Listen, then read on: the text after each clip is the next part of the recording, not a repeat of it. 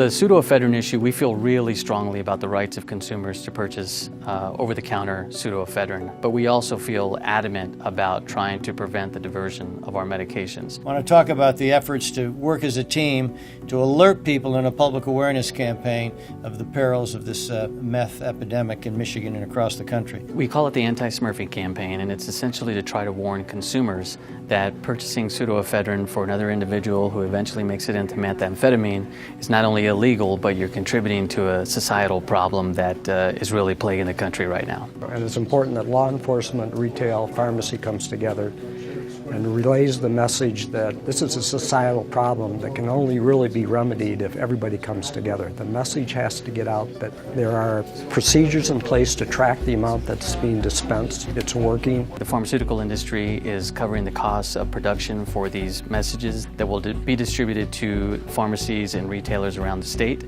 The posters themselves, we think, are an outstanding idea and will help Michiganders be better educated on both the cost to themselves as well as to the costs of in the communities. Further, by educating consumers with the posters at the point of sale, we think we're going to have a noticeable impact on Smurfing. We are the front line. We're one of the most accessible healthcare professionals, so we see patients and customers every day. NPLEX is absolutely a great tool that we use in the pharmacy every day, every time we sell it, because it tells us whether someone has already purchased that product. And this precursor log exchange alerts the pharmacist at the point of sale that somebody has gone over a 24-hour usage or over a monthly usage, the total amount of grams that could be purchased.